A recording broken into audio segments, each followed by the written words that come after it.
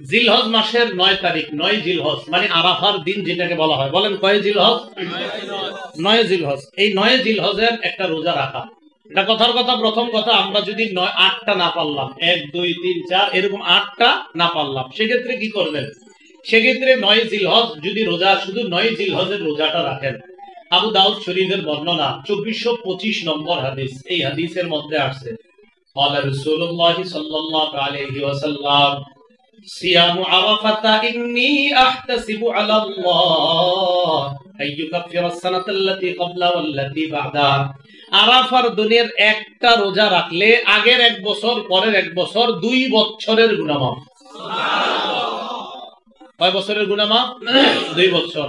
এখন কথা হলো, আরাফার দিনের এই যে রোজাটা রাখবো আমরা, 9 জিলহজ ফজরের নামাজের থেকে, ফজরের নামাজের সালাম ফিরানোর পর থেকে 13ই জিলহজ আসরের নামাজের পর পর্যন্ত একটা আমল করব আমরা।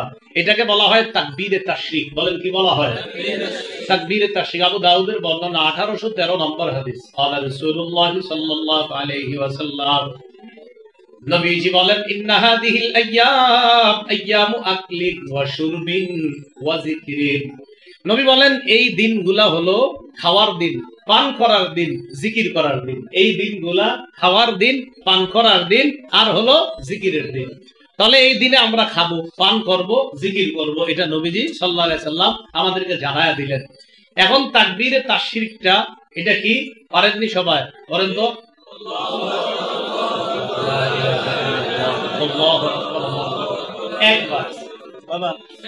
একবার পুরুষরা একবার মোটামুটি আওয়াজে মসজিদে, নারীরা একদম হালকা আওয়াজে একবার। একবার মনে থাকবি নি? তাহলে একবার, অনেকে 3-4 বার করে এরকম। একবার পড়বেন, একবার উঁচু আওয়াজে, একবার বাস। নারীরা হালকা আওয়াজে, পুরুষরা উঁচু আওয়াজে। আল্লাহ আমল করার তৌফিক দান করেন। এখন কথা হলো, আরাফার দিন নাকি 9 জিলহজ? একটা আমাদের মাঝে প্রতি বছর একটা সমস্যা তৈরি হয়, আরাফার দিনে রোজা রাখবো না 9 জিলহজ।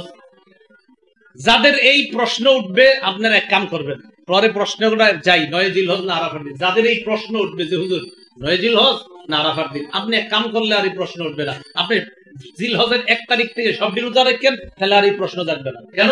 আপনি আরাফার দিনেরটাও রেখে লাইছেন, 9 জিলহজও রেখে লাইছেন। কথা বুঝছেন? আপনি 1 তারিখ থেকে ডেইলি রাখবেন, তাহলে আর প্রশ্ন আসবে না, হুজুর আরাফার দিন না 9 জিলহজ, আরাফার দিন না 9 জিলহজ। এখন কথা হলো, আরাফার দিন দ্বারা উদ্দেশ্য কি? সারা পৃথিবীর ওলামায়ে কেরামদের, বেশিরভাগ অধিকাংশ ওলামায়ে কেরামদের ইজমা, ঐক্যমত হলো, আরাফার দিন দ্বারা উদ্দেশ্য 9 জিলহজ। বলেন কতই জিলহজ? ইবনুল মুনজির, ইবনে তাইমিয়াহ রাহমাতুল্লাহি আলাইহি, ইবনে উসাইমিন, আব্দুল্লাহ বিন বাজ রাহমাতুল্লাহি আলাইহি, সৌদি আরবের বড় বড় মুফতি যারা, সবাই এই ব্যাপারে একমত। ইয়াউমু আরাফা দ্বারা উদ্দেশ্য হলো 9 জিলহজ। ইয়াউমু আরাফা দ্বারা উদ্দেশ্য কতই জিলহজ? 9 জিলহজ উদ্দেশ্য। এটা কিভাবে? খুব মন দিয়ে শুনেন। 3 জন সাহাবী, আব্দুল্লাহ ইবনে আব্বাস, আব্দুল্লাহ ইবনে মাসউদ, আলী রাদিয়াল্লাহু তাআলা। কয়জন সাহাবীর নাম বললাম? 1 নাম্বার আব্দুল্লাহ ইবনে আব্বাস। কানা আব্দুল্লাহ ইবনে আব্বাস রাদিয়াল্লাহু তাআলা আনহুমা ইউকাব্বিরু গায়বা কুল্লি সালাতিন দুবুরা কুল্লি সালাতিন ইয়াউমা আরাফা ইলা আখিরি আইয়ামিত তাশরিক। আমি অনুবাদ করার পর আপনাদেরকে জিজ্ঞাসা করব, আপনারা জবাব দিবেন। দেখেন, আব্দুল্লাহ ইবনে আব্বাস রাদিয়াল্লাহু তাআলা আনহু আরাফার দিন ফজরের সময় তাকবীর বলা শুরু করতেন। বলেন কোন দিন? সবাই বলেন কোন দিন? বিসমিল্লাহ।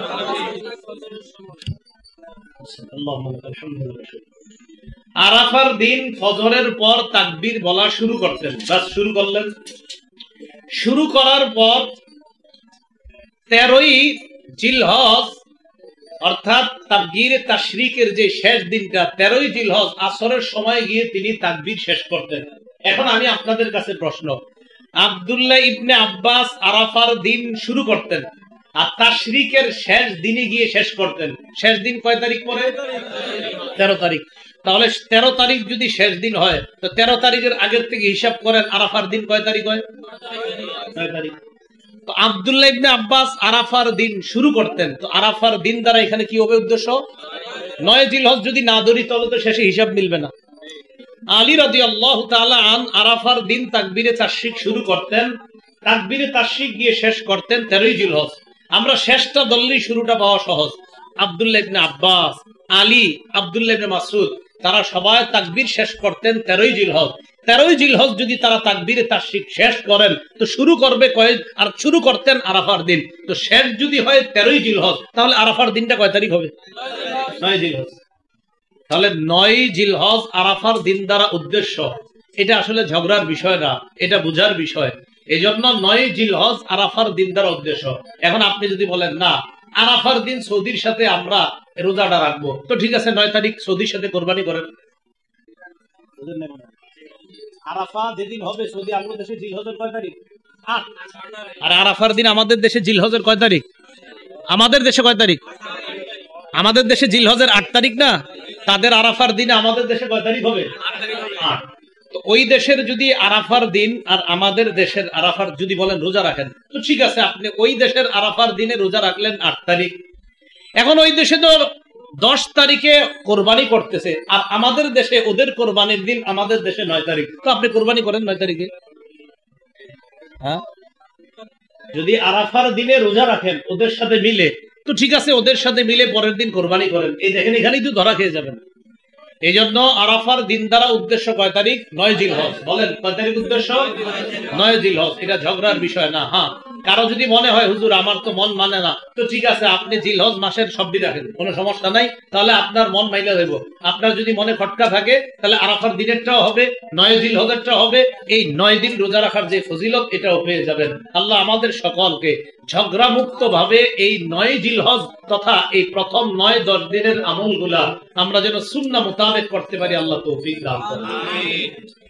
এবার আসেন জিলহজ মাসের ইব্রাহিম আলাইহিস সালাতু ওয়াস সালামের ঈমান এবং ইব্রাহিম আলাইহিস সালাতু ওয়াস সালামের যে সমর্পণ ত্যাগ, আল্লাহর কাছে নিজের আত্মসমর্পণ করা, এই আত্মসমর্পণ করার উজ্জীবিত হওয়ার মাস হলো জিলহজ মাস। ইব্রাহিম আলাইহিস সালাতু ওয়াস সালাম আর তার সাথে ঈমানদার যারা, তাদের ঈমান কেমন?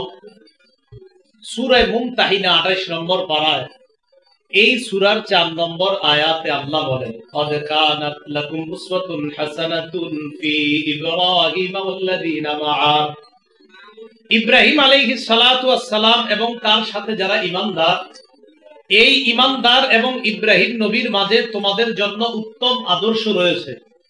ইদ ক্বালু লিকাওমিহিম ইন্না বুরাআউ মিনকুম ওয়া মিম্মা তা'বুদুনা মিন দুনিল্লাহ।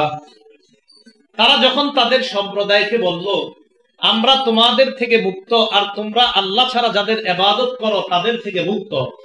কাফারনা বিকুম ওয়া বাদা বাইনানা ওয়া বাইনাকুমুল আদাওয়াতু ওয়াল বাগদাউ আবাদান হাত্তা তুমিনু বিল্লাহি ওয়াহদা।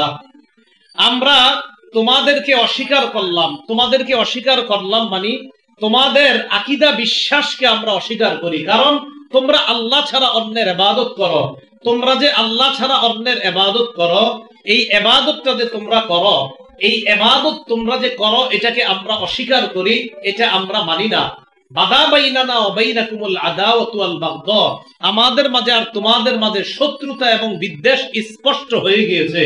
হাত্তা তুমিনু বিল্লাহি ওয়াহদা, যতক্ষণ তোমরা আল্লাহর উপর ঈমান না আনবা ততক্ষণ আমাদের মাঝে আর তোমাদের মাঝে শত্রুতা থাকবে, বিদ্বেষ থাকবে। এখন আসেন এই আয়াত থেকে আমাদের শিক্ষা কি? এই আয়াত থেকে শিক্ষা হলো আল্লাহর জন্য কাউকে মহব্বত করা এটাও জায়েজ, আল্লাহর জন্য কাউকে ঘৃণা করা এটাও জায়েজ। না হয় ইব্রাহিম নবীর সাথে ঈমানদাররা বলতেছে আমরা তোমাদেরকে প্রত্যাখ্যান করি, কারণ তোমাদের বিশ্বাস ঠিক নাই, তোমাদের মাঝে আর আমাদের মাঝে শত্রুতা চিরকাল থাকবে যতক্ষণ ঈমান না আনবা। সহিহ আবু দাউদের বর্ণনা 4681 নম্বর হাদিসের মধ্যে রাসূলুল্লাহ সাল্লাল্লাহু আলাইহি সাল্লাম বলেন, মান আহাব্বা লিল্লাহ ওয়া আবগাযা লিল্লাহি ওয়া আতা লিল্লাহ ওয়া মানা'a লিল্লাহ। যে ব্যক্তি আল্লাহর জন্য কাউকে মহব্বত করে, আল্লাহর জন্য কাউকে ঘৃণা করে, আল্লাহর জন্য কাউকে দান করে, আল্লাহর জন্য কাউকে দান না করে। আবার বলছি, যে ব্যক্তি আল্লাহর জন্য কাউকে মহব্বত করে, আল্লাহর জন্য কাউকে ঘৃণা করে, আল্লাহর জন্য কাউকে দান করে, আল্লাহর জন্য কাউকে দান না করে, ফাকাদ ইসতাকমালাল ঈমান, ওই ব্যক্তি ঈমান পরিপূর্ণ করলো। তাহলে ঈমান পরিপূর্ণ কোন ব্যক্তির? যে ব্যক্তি আল্লাহর জন্য কাউকে মহব্বত করে, আল্লাহর জন্য কাউকে ঘৃণা করে, আল্লাহর জন্য কাউকে দান করে, আল্লাহর জন্য কাউকে দান না করে। আপনাদের কাছে আইসা একদল দান চাইলো, গানের অনুষ্ঠান করবে, এখানে দান না করাটা কারে খুশি করার জন্য? আপনাদের কাছে কেউ আসলো, আইসা বলল তিনজন এতিমকে সহযোগিতা করব, দান চাইলো, এখানে দান করবেন কারে খুশি করার জন্য? তাহলে এখানে দিলেন আল্লাহরে খুশি করার জন্য, আবার দিলেন না আল্লাহরে খুশি করার জন্য। নবী বলেন এটাই পরিপূর্ণ ঈমানের আলামত। এবার আসেন ইব্রাহিম আলাইহিস সালাতু ওয়াস সালাম এই জিলহজ মাসে আল্লাহর কাছে নিজের আত্মসমর্পণ করে এমন এক দৃষ্টান্ত দুনিয়ার মধ্যে কায়েম করেছেন যে পিতা হয়ে আপন সন্তানকে জবাই করার জন্য গেছেন। সূরা আস-সাফফাত, এই সূরার 102 থেকে 107 নম্বর আয়াত। এর আগে আরেকটা আয়াত আমরা জানি, সূরা বাকারার 131 নম্বর আয়াতে আল্লাহ বলেন, ইয ক্বালা লাহু রাব্বুহু আসলিম। আল্লাহ যখন ইব্রাহিম নবীকে বললেন আপনি আত্মসমর্পণ করেন, ক্বালা আসলামতু লিরাব্বিল আলামিন, আমি বিশ্ব জগতের রব আল্লাহর কাছে আত্মসমর্পণ করলাম।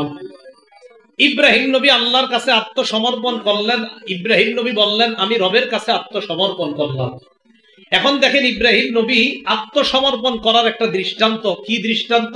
সূরা আস-সাফফাত 102 থেকে 107 নম্বর আয়াতে আল্লাহ বলেন, ফালাম্মা বালাগা মা'হুস সা'য়া, ইব্রাহিম নবী যখন তার সন্তান ইসমাইল নবীকে নিয়ে বের হলেন একদিন, তো ফালাম্মা বালাগা মা'হুস সা'য়া, ইসমাইল নবী যখন কাজ করার বয়সে পৌঁছলেন, ছোট মানুষ তো বড় হইতে হইতে কাজ করতে পারে এমন বয়সে পৌঁছছে, ইব্রাহিম নবী সন্তানকে বাইরে নিয়ে গেছে, চলো কাজ আছে।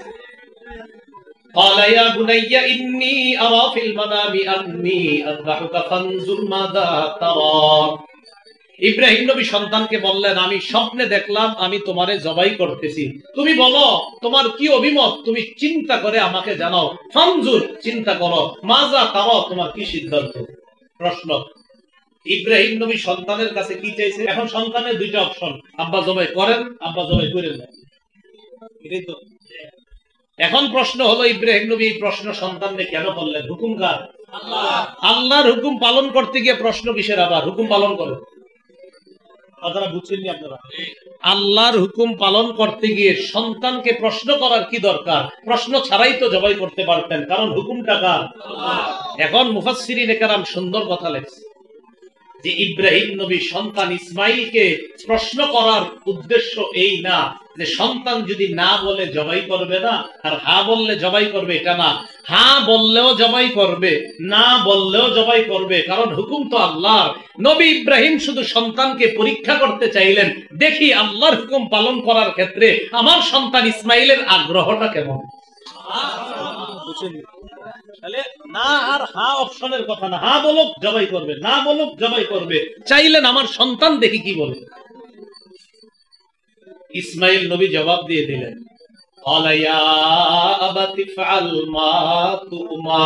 আব্বা আপনি কিসের চিন্তা করার সুযোগ দিচ্ছেন? চিন্তার দরকার নাই, আল্লাহ যা বলছে তাড়াতাড়ি পালন করেন, এখনই বাস্তবায়ন করেন। সাতাজিদুনি ইনশাআল্লাহু মিনাস সাবিরিন। আব্বা আপনি আমাদের ধৈর্যশীলদের অন্তর্ভুক্ত পাবেন, আল্লাহ চাহেন তো আমি দৌড়ায়া পালিয়ে যাব না, আপনি আমাকে ধৈর্যশীল পাবেন।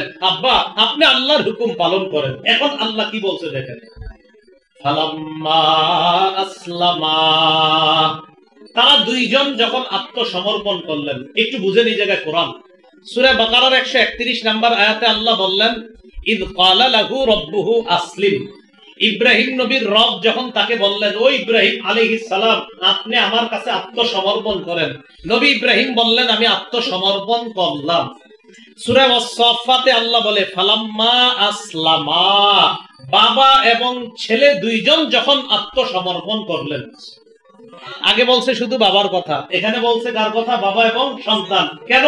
ওই যে বাপ সন্তানকে পরীক্ষা করে দিছে, বাবা তুমি চিন্তা করে দেখো, আমি স্বপ্নে দেখছি তোমারে জবাই করি, তুমি বলো কি করব?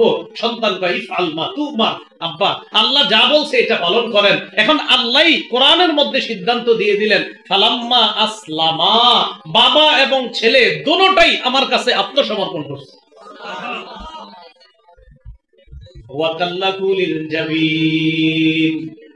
এবার ছুরি চালাইছে সন্তানের গলায়। একটু চিন্তা করেন তো, আপন বাপ আপন ছেলে, এরকম না যে সব, ছেলের গলায় ছুরি চালাইছে। আল্লাহ ডাক দিলেন, ওয়ানাদাইনাহু আইয়া ইব্রাহিম কদ সাদ্দাকতা রুইয়া। আমি ইব্রাহিমকে ডাক দিলাম, ডাক দিয়ে বললাম, আপনি সত্য, আপনি যে স্বপ্ন দেখেছেন এই স্বপ্ন আপনি সত্যে পরিণত করলেন। আপনি স্বপ্নে দেখছেন সন্তান জবাই করেন, এই যে স্বপ্নটা এটা আপনি সত্যায়ন করেছেন। এখন একটু বুঝেন, এই জায়গায় স্বপ্ন দেখাইছে কে? আল্লাহ। এখন স্বপ্ন দেখার পরে নবীদের স্বপ্ন ওহী, ইব্রাহিম নবী ছুরি চালাইতেছে কার হুকুমে? ইব্রাহিম নবীরে আল্লাহ বলতেছে, আপনি যে স্বপ্ন দেখছেন এই স্বপ্নটা সত্যে বাস্তবায়ন করছেন। দেখেন, বান্দা একজন নবী তার স্বপ্নকে বাস্তবায়ন করেছেন, এই ঘোষণা এই সিদ্ধান্ত আল্লাহ জানায় দিয়েছেন। আপনি স্বপ্ন যেটা দেখছেন এটা বাস কার্যকরী হয়ে গেছে। ইন্না কাযালিকা নাজজিল মুহসিনিন। আল্লাহ বলেন, এইভাবে আমি ভালো মানুষদেরকে পরীক্ষা করি। মনে রাখবেন, আল্লাহ কোরবানি চান, কোরবানি নেন না। আল্লাহ কোরবানি চায়, বান্দা তুমি এটা করো করো করো। আপনি চেষ্টা করতে করতে করতে করতে শেষ স্টেজে পৌঁছে গেছেন, আল্লাহ সাহায্য শুরু হয়ে যাবে। এজন্য আল্লাহ বলে একটু কোরবানি দাও দাও, করো করো করো, এই আপনি করতেছেন, বাস সাহায্য শুরু হয়ে যাবে। এজন্য আল্লাহ কিছু কোরবানি চান, এরপরে আল্লাহ দেখবেন ফাইনাল স্টেজে আইসা আপনার উপর এমন পরিমাণ সাহায্য শুরু করেন, এটাকে বলা হয় আল্লাহ নুসরত। এজন্য আল্লাহ বান্দার থেকে কোরবানি চান, কিন্তু পরিপূর্ণ কোরবানি আল্লাহ বান্দার থেকে নেন না। শুধু দেখে আমার বান্দা চেষ্টা করে কিনা, আমার বান্দা আমার হুকুম পালনে সচেষ্ট হয় কিনা, এটা আল্লাহ দেখেন। পরিপূর্ণতাটা আল্লাহ দান করে দেন। এরপরে আল্লাহ বলেন, ইন্না হাযা লাহুয়াল বালাউল মুবিন, এটা স্পষ্ট পরীক্ষা। ওয়াফাদাইনাহু বিযিবহিন আযীম, আমি ইসমাইলের পরিবর্তে বড় একটা প্রাণী দিয়ে কোরবানির ব্যবস্থা করে দিলাম। তখন থেকে মানুষ না, প্রাণী দিয়ে কোরবানির প্রচলন আল্লাহ পাক রব্বুল আলামিন ইব্রাহিম নবীর সুন্নত হিসাবে কিয়ামত পর্যন্ত মুসলমানদের জন্য এই সুন্নতটা আল্লাহ চালু করে দিলেন। সাহাবারা নবীজিকে জিজ্ঞাসা করলেন, মা হাদিহিল আদাহি ইয়া রাসূলুল্লাহ, হুজুর এই যে কুরবানি করি আমরা, এগুলা কি? ক্বালা সুন্নাতু আবিকুম ইব্রাহিম আলাইহিস সালাতু ওয়াস সালাম, এটা তোমাদের আব্বা ইব্রাহিম নবীর সুন্নাত। সুবহানাল্লাহ, একটু বুঝছেন না আপনারা? তাহলে জিলহজ মাসে ইব্রাহিম নবী আল্লাহর কাছে নিজের আত্মসমর্পণ করলেন। তো জিলহজ মাস এটা আমাদেরকে মনে করায় দেয়, শোনো এই মাসটা আত্মসমর্পণ তো সব সময় করবা, বাকি এই মাস আসলে তোমাদেরকে আমি আল্লাহ মনে করায় দিই। কেন? এই মাসে একটা পরীক্ষা নিছি ইব্রাহিম নবীর কাছে। ইব্রাহিম নবী আর তার সন্তান পরীক্ষার ক্ষেত্রে দুজন আমার কাছে পরিপূর্ণভাবে আত্মসমর্পণ করে পরীক্ষায় পরিপূর্ণ সফলতা অর্জন করছে। জিলহজ মাস আসলে আরেকটা জিনিস মনে হয় আমগো, বলেন আমার সাথে সবাই বলেন, বলেন আমার সবকিছু আল্লাহর জন্য। এটা সব সময়ের কথা, বলেন সবাই, এটা জিলহজ মাস আসলে বলেন এটা বেশি মনে পড়ে যায়। কেন মনে পড়ে? খুব মন দিয়ে বুঝলেন যে জিলহজ মাসে এটা মনে পড়ে বেশি কেন। এবছর ইনশাল্লাহ কোরবানির নিয়ত কাদের কাদের? এবছর মাশাআল্লাহ আপনারা কোরবানি যে করে আপনিও করতে পারেন, অথবা কোনো আলেম জবাই করতে পারেন। সূরা আনআমের 162-163 নম্বর আয়াতটা নবীজি দোয়া হিসাবে আমাদেরকে শিখিয়ে দিয়েছেন, যে যিনি কোরবানি করবে তিনি দোয়া করবে, ইন্না সালাতি ওয়া নুসুকি ওয়া মাহইয়ায়া ওয়া মামাতি লিল্লাহি রাব্বিল আলামিন লা শারীকা লাহু ওয়া বিযালিকা উমিরতু ওয়া আনা মিনাল মুসলিমিন। কোরআনে আছে আউয়ালুল মুসলিমিন, হাদিসে দোয়াটাও আনা মিনাল মুসলিমিন। আচ্ছা, আল্লাহ পাক রব্বুল আলামিন পবিত্র কোরআনে যেটা বললেন সেটা হলো, কুল নবী আপনি বলেন, ইন্না সালাতি, আমার নামাজ, বলেন আমার নামাজ, ওয়া নুসুকি আমার কুরবানি, বলেন আমার, তাহলে আমার নামাজ আমার কুরবানি, ওয়া মাহইয়ায়া আমার জীবন, ওয়া মামাতি আমার মরণ, লিল্লাহি রাব্বিল আলামিন বিশ্ব জগতের রব আল্লাহর জন্য। মহব্বতের সাথে সবাই বলেন তো, আমার নামাজ কার জন্য? আল্লাহর জন্য। আমার হজ কুরবানি ইবাদত সব কার জন্য? আল্লাহর জন্য। আমার জীবন কার? আল্লাহ। আমার মৃত্যু কার? আল্লাহ। তাহলে সব আল্লাহর। এই কথাটার জিলহজে বেশি মনে পড়ে কেন? কারণ 10 তারিখে পৃথিবীর কোটি কোটি মুসলমানরা এই দোয়াটা পড়ে পশু জবাই করবে। তাই জিলহজ মাসে আমার সব যে আল্লাহ, এটা হলো জিলহজ মাসে বেশি মনে পড়ায়া দেয় আল্লাহ। মনে থাকবেনি কথাটা? জিলহজ মাসে আরেকটা বিষয় আল্লাহ মনে করে আমাদেরকে, কি যে বান্দা টাকা পয়সা খরচ করে আমার ঘরে আসে, যাওয়ার পর কয় কিছু বিধান আছে, কি আরাফায় গিয়ে অবস্থান করতে হবে। কয় অবস্থান মানে কি? কয় অবস্থান বাস অবস্থান। ভাই অবস্থান করলে হবে মানে অনেকে লজিক যুক্তি দেখাবে, কোনো যুক্তি নাই। আমার রবের কাজ করতে গিয়ে আরাফায় যেতে হবে, মুজদালিফায় যেতে হবে, মিনায় যেতে হবে, তাওয়াফ করতে হবে, বাস এটা রবের কাজ, এটা রবের হুকুম। টাকা পয়সা খরচ করে মুসলমান যায়, যায়া বুঝায় আমার মাথায় ধরুক আর না ধরুক আমার রব বলছে, তাই সামর্থ্য দিছে আমি এখানে আসছি। ওই যে অনেকে মাঝে মাঝে দেখবেন এগুলো নিয়ে বলে এত টাকা পয়সা খরচ করে কি দরকার, বলো না। মুসলমানরা আমরা, আমাদেরকে যদি আল্লাহ তৌফিক দেয় আমরা সবাই হজ করব। আমরা কোনো প্রশ্ন তুলবো না যে এটা কেন ওটা কেন, না আমার রব বলছে তাই যাবো।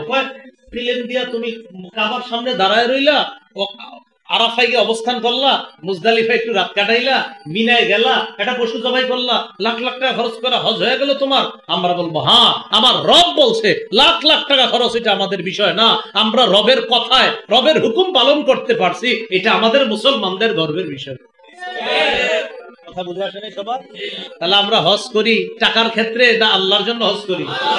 হ্যাঁ, টাকা যদি সামর্থ্য দেয় যাবো, সামর্থ্য না দিলে তো হজ ফরজ না। এই জন্য সূরা আলী ইমরানের 97 নম্বর আয়াতে আল্লাহ বলেন, ওয়ালিল্লাহি আলান নাসি হিজ্জুল বাইতি মান ইসতাতা ইলাইহি সাবিলা। যারা ওই ঘরে যাওয়ার সামর্থ্য রাখে আল্লাহর জন্য, তাদের জন্য আল্লাহ হজ ফরজ করেছেন।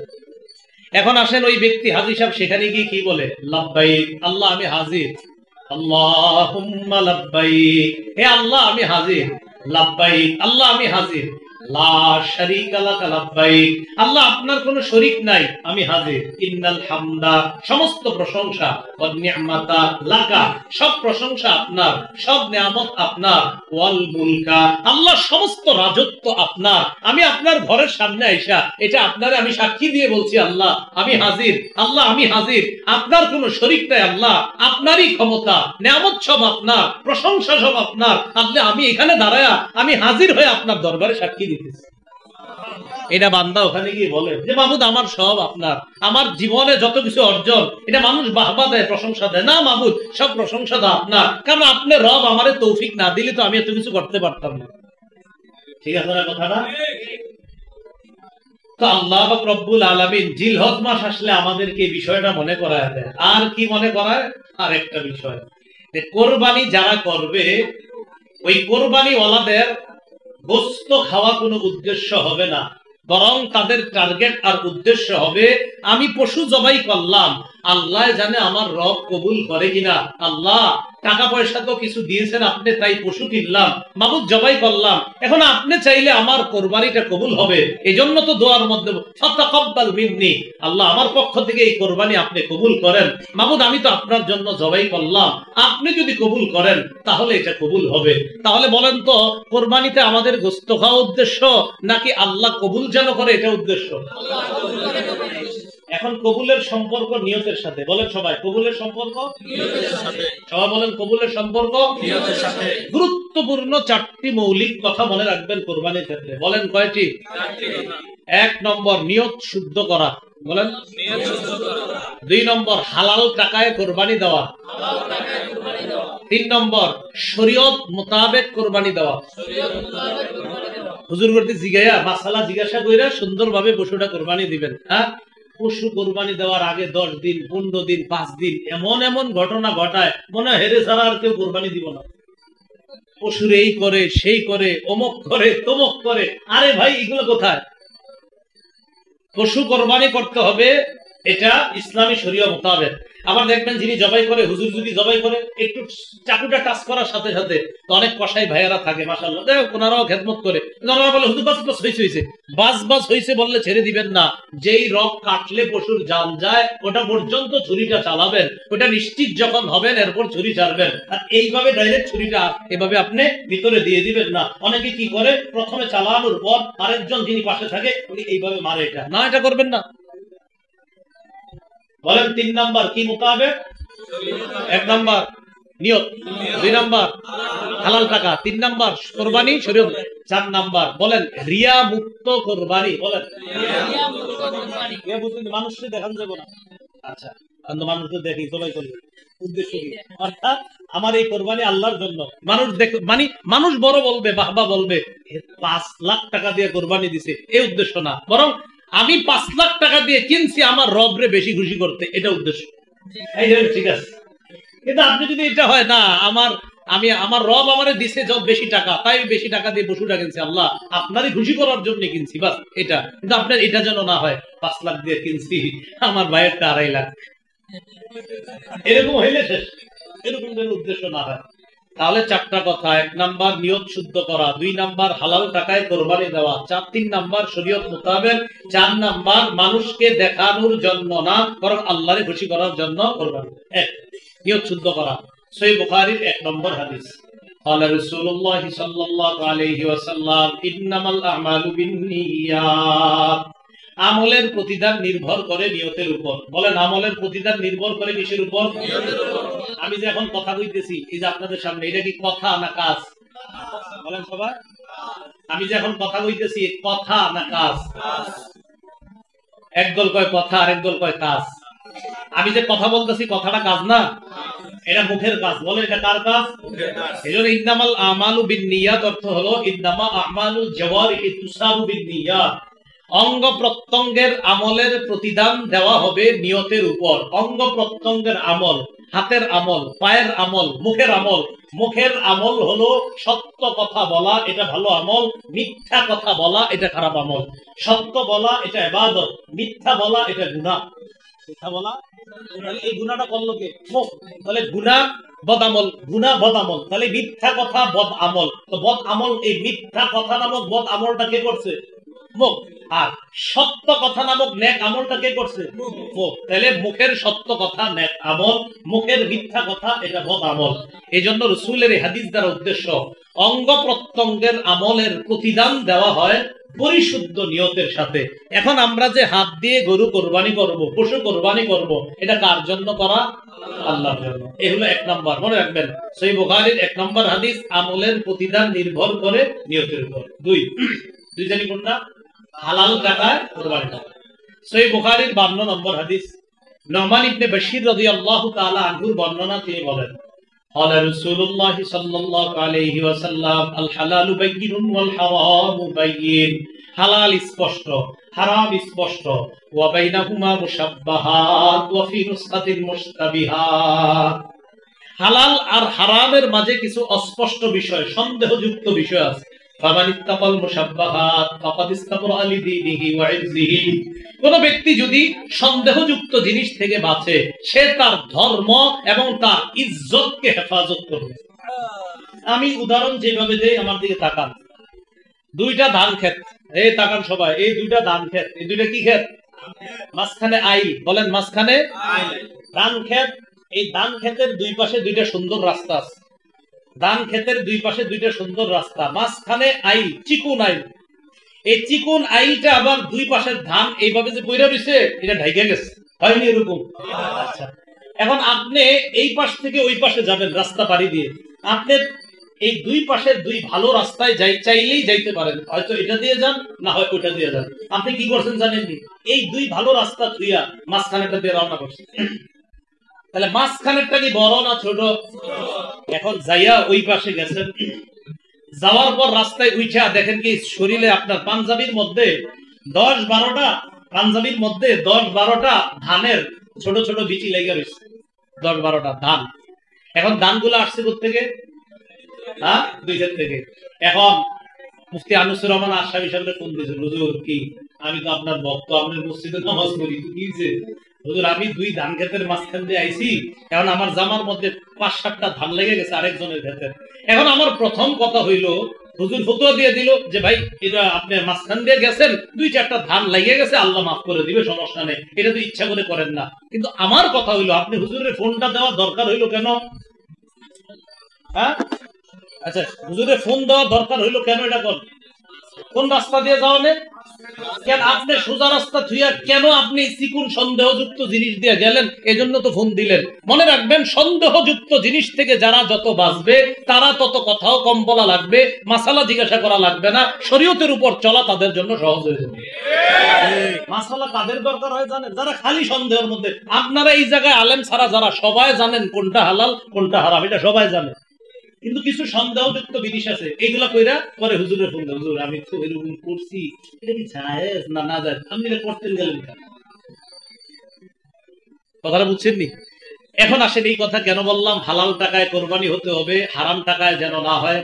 হারাম সুদি টাকা হারাম, এর তো আপনি জানা শুনে নিবেন না, আপনার কোরবানি হবে না। এখন আসেন, 3 জন শরীক, আপনারা 3 জন শরীক, 3 জনের একজনের ব্যাপারে উত্তরপাড়ার আব্দুর রহিমে কয়, কি ও কারে নিছেন? কেন যেটারে নিছেন হেতার টাকা পয়সা সম্পর্কে আপনার আইডিয়া আসেনি? আপনি চিন্তা করলেন কেন, কি হয়েছে? হ্যাঁ, ইনকাম সম্পর্কে জানেননি। এটা বলার পরে আরো 5-6 জন কইছে, হ্যাঁ তো ইনকামে ঝামেলা। এখন বলেন তো, আপনি কিন্তু খালি জানছেন ঝামেলা, আসলে জানেন না হালাল যে হারাম এটা জানেন না, কিন্তু এই তো সন্দেহ অস্পষ্ট শুরু হয়েছে। এটা কি নিমু? একাই কি বলছে? সুবহানাল্লাহ, একা একা এটা বইলা সুম্মানা শাহ আবু হুরায়রা তানাশা, আবু হুরায়রা রাদিয়াল্লাহু তাআলা আন বেহুশ হয়ে গেলেন। হাদিস বলছেন না, বলে নাই, খালি কইছে গমু, কইয়া বেহুশ হয়ে গেছে। ফালাম্মা ফাকা, আবার যখন হুশ ফিরে আসছে, হুশ ফিরে আসার পর আবার আবু হুরায়রা বললেন, আফআলু লা উহাদ্দিসান্নাকা হাদিসান হাদাসানিহি রাসূলুল্লাহ সাল্লাল্লাহু আলাইহি ওয়াসাল্লাম ফি হাদাল বাইতি মা মা'না আহাদুন গায়রি ওয়া গায়রুক। আমি তোমাকে এমন একটা হাদিস শোনাবো যে হাদিসটা আল্লাহর নবী এই ঘরের মধ্যে বসে আমাকে বলছে, আমি আর নবী ছাড়া এই ঘরের মধ্যে কেউ ছিল না। এমন একটা হাদিস তোমারে শোনাবো। এটা বইলা সুম্মানা শাহ আবু হুরায়রা নাশরাতাল উখরা, আবার বেহুশ হয়ে গেছে। আলেম ছাড়া অন্যরা বলেন হাদিস বলছেনি না, 2 বার বেহুশ হয়েছে। ফালাম্মা আফাকা, আবার যখন হুশ ফিরে আসছে, আবার বললেন, লা উহাদ্দিসান্নাকা হাদিসা, আমি তোমাকে এমন একটা হাদিস শোনাবো, হাদাসানিহি রাসূলুল্লাহ সাল্লাল্লাহু আলাইহি ওয়াসাল্লাম ফি হাদাল বাইত আনা ওয়া হুয়া ফি হাদাল বাইতি মা মা'না আহাদুন গায়রি ওয়া গায়রু। আল্লাহর নবী এমন একটা হাদিস তোমাকে শোনাবো যে হাদিসটা এই ঘরের মধ্যে, এই জায়গার মধ্যে বইসা বলছে, আমি আর নবী ছাড়া কেউ ছিল না। সুম্মা নাশাবা আবু হুরায়রা নাশবা, আবার আবু হুরায়রা বেহুশ হয়ে গেছে। তিনবার হাদিস বলতেছে না, মুখ দিয়ে আসতেছে না, আগে বেহুশ হয়ে যেতেছে। ফালাম্মা আফাকা, আবার হুশ ফিরে আসছে। হুশ ফিরে আসার পর বলতেছে, লা উহাদ্দিসান্নাকা হাদিসান হাদাসানিহি রাসূলুল্লাহ সাল্লাল্লাহু আলাইহি ওয়াসাল্লাম, আমি তোমার একটা হাদিস শোনাবো যে হাদিসটা নবী এই ঘরে এই জায়গায় আমারে একাই কি বলছে, আর কেউ ছিল না। এটা বইলা আবার বেহুশ, আবার 4 বার বেহুশ, এক হাদিস কই দিলে। এটা কি হাদিস যেটা বলতে গিয়া বর্ণনাকারী সাহাবী 4 বার বেহুশ হচ্ছে? এটা কেমন হাদিস? তো যিনি সামনে বসা সুফাই আল আসবাহি, তিনি চিন্তিত হয়ে যাচ্ছেন, ঘটনা কি, এরকম করে গেল। ফালাম্মা আফাকা, আবার যখন হুশ ফিরে আসছে, আবার বললেন, আমি তোমার হাদিস শোনাবো। এই কথা বলার পর ফামাররা খারান আলা ওয়াজহিহি, ফামালা খারান আলা ওয়াজহিহি, আবু হুরায়রা এই চেহারার দিকে আবার এইভাবে পড়ে যাবে, আপনার এইভাবে পড়ে যাবে। উনি কি বলেন, সুবাইল আসবাহি বলেন, যেই মাত্র পড়ে যাবে, আসনাতুহু, আমি তাকে আসনাতুহু, আমি আমার শরীরের সাথে এইভাবে ধরলাম যেন উনি পড়তে না পারে। আমি ভালো করে ধরে বললাম, হযরত আপনি এমন কি হাদিস যেটা বলতে গিয়ে বারবার বেহুশ হচ্ছেন, মেহেরবানি করে একটু হাদিসটা বলেন। ধরার পর বলতেছে, শোনো, আল্লাহ যেদিন কিয়ামতের মাঠ কায়েম করবেন, কোন মাঠ?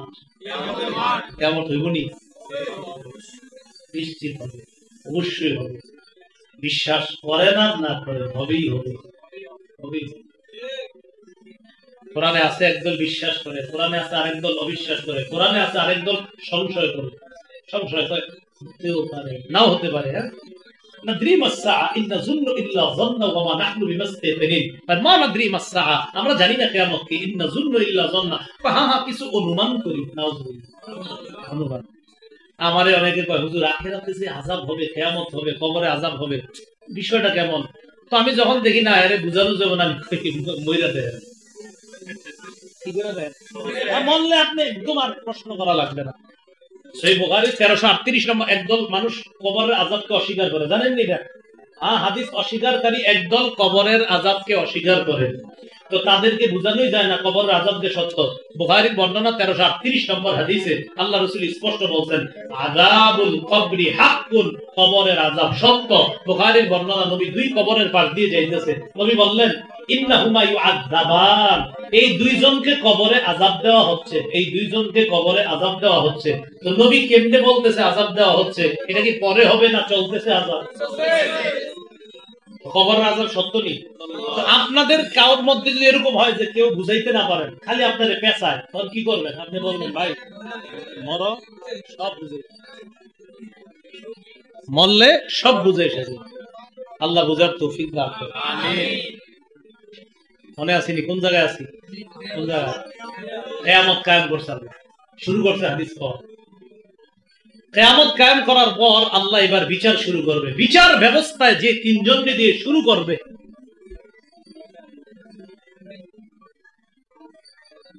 আউয়ালু মান ইয়াদউ বিহি রাজুলুন জামাআল কুরআন, সর্বপ্রথম আল্লাহ ডাকবে যাকে, তিনি হলেন আলেম।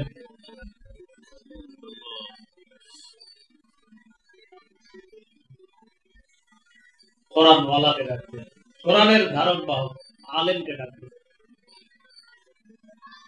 সুম্মা যুল মাল ওয়া সাহিবুল মাল, সম্পদওয়ালা। সুম্মা রাজুলুন কুতিলা ফি সাবিলিল্লাহ, এরপর মুজাহিদ। আলেমকে আল্লাহ বলবেন আলাম উআল্লিমকা মা আনজালতু আলা রাসূলি, আমি আমার নবীর উপর যা নাযিল করছি তা কি তোমারে শিখাই নাই? তো তিনি জবাব দিবে, বালা হুজুর আপনি আমারে শিখাইছেন। আল্লাহ বলবে বিমা ফামাদা আমিলতা বিমা উল্লিমতা, তুমি যা শিখছো সে অনুযায়ী আমল করছো। ওই ব্যক্তি জবাব দিবে আকুমু বিহি আনা আল-লাইলি ওয়া আনা আন-নাহার, আল্লাহ সকাল সন্ধ্যা আমি আমল করছি, কোরআন প্রচার করছি, ওয়াজ করছি, বিভিন্ন জায়গায় জায়গায় গিয়ে বক্তৃতা করছি। আল্লাহ পাক জবাব দিয়ে বলবেন কাযাবতা, তুমি মিথ্যা বলছো। সাথে সাথে ফেরেশতারা বলবে তাকুলু লাহুল মালাইকাতু কাযাবতা, ফেরেশতারা বলবে তুই মিথ্যা বলছস। আল্লাহ বলবে তুমি মিথ্যা বলছো, ফেরেশতারা বলবে তুমি মিথ্যা বলছো। লিউকাল ইন্নাহু কারিউন, তোমার যেন দুনিয়ার মধ্যে বলা হয় অমুকে বড় আলেম, বড় কারি, এই জন্য তুমি ইলম অর্জন করছিলা, এই জন্য তুমি ইলম অর্জন করছিলা, এই জন্য তুমি ইলম অর্জন করছিলা, যেন তোমার বড় আলেম বলা হয়। আশরাফি সাহেব হুজুর তো মহব্বত করে আমার নাম আল্লামা লাগাই দিছে। আলেমরা আমার মহব্বত করে, জানি খুব মহব্বত করে। আমার উপর পুরো জুলুম, এটা জুলুম, আসলেই জুলুম। সত্যি আমি যোগ্য না, আসলেই যোগ্য না, বাস্তবেই যোগ্য না। আলেমরা আল্লাহ বলবে তুমি মিথ্যা বলছো, ফেরেশতারা বলবে তুমি মিথ্যা বলছো। তোমার যেন মানুষ বড় আলেম বলে, শাইখুল হাদিস, মুফতি, মুহাদ্দিস বলে, তুমি এই কারণে ইলম শিখছিলা, চিন্তার বিষয়।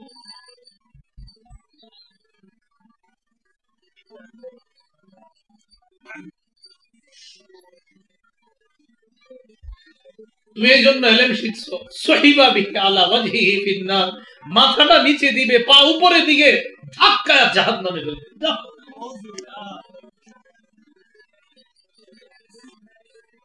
মুজাহিদকে, সম্পদওয়ালাকে সে কিভাবে ডাকবে? তাদেরকেও বলবে তুমি দান করছো, মানুষ যেন তোমার দাতা কয়। মুজাহিদকে বলবে তুমি জিহাদ করছো, মানুষ যেন তোমার বীর বাহাদুর কয়। এগুলারে জাহান্নামে ফেলে দিবে। আবু হুরায়রা রাদিয়াল্লাহু, তিনি আলেম ছিলেন, তো তিনি বলেন উলাইকা সালাসাতুল্লাতী তুসআরু বিহিমুন নার, এই তিনজনকে দিয়ে আল্লাহ জাহান্নামের আগুনটা প্রজ্বলিত ভয়ঙ্কর আগুনটা যে আল্লাহ জ্বালাবে, এই তিনজনকে দিয়া এই জ্বালানোটা আরো ভয়ঙ্কর হবে। এটা বলতে গিয়ে উনি 4 বার বেহুশ হয়েছে, কারণ উনি নিজেই তো আলেম, বলতে পারতেছিলেন না, বারবার বেহুশ হয়ে গেছে। আল্লাহ আমাদেরকে হেফাজত করেন, আল্লাহ হেফাজত করেন। বলেন কোরবানি কার জন্য দিব? কাউরে দেখানোর জন্য না, আল্লাহর জন্য কোরবানি। 4টা কথা মনে থাকবে নি? নিয়ত শুদ্ধ করা, হালাল টাকায় কোরবানি দেওয়া, 3 নাম্বার শরীয়ত মোতাবেক কোরবানি দেওয়া, কোনো বেদাত যেন না ঢুকে, 4 নাম্বার রিয়া মুক্ত কোরবানি, কাউরে দেখানোর জন্য না। আল্লাহ আমাদের সকলকে জিলহজ মাস এবং কোরবানির ব্যাপারে যে কথাগুলো বলা হলো আমি সহ সকলকে আমল করার তৌফিক দান করেন। আমিন ওয়া আখিরু দাওয়ানা আলহামদুলিল্লাহি রাব্বিল আলামিন। আস্তে আস্তে আমার ওয়াজ শেষ হয়েছে, আপনারা ওঠেন খা। আপনারা, আমি জানি আনিসুর রহমান আশরাফি সাহেব আর মুস্তাকুর নবী সাহেব যে কি মহব্বত করেন এটা আমার ভালো করে জানা আছে। আপনারা কুচে গেলেন খা, বুঝলেন না? ইস্তাহি মজলিসের শেষে রাসূলুল্লাহ সাল্লাল্লাহু আলাইহি ওয়াসাল্লাম ভালো কোনো কাজে হঠাৎ বলতেন এই দান করো তোমরা, কোনো একদম হঠাৎ বলে ফেলতেন দান করো। আপনারা কেউ দান নাও যদি করেন উঠবেন না, দান যদি করেন তাও উঠবেন না, না করলে উঠেন না। আপনাদের সামনে রুমাল নিয়ে যাবে ছেলেরা, মাদ্রাসার ছেলেরা যাবে, যে যা পারেন, অথবা এখানে যদি দিতে চান সেটাও দিতে পারেন, কিন্তু কেউ উঠবো না, আমরা না দিলে উঠবো না। এই ইসলামী মাহফিলের জন্য আমরা যে যা পারি, যে যা পারি ইনশাআল্লাহ আমরা দান করি।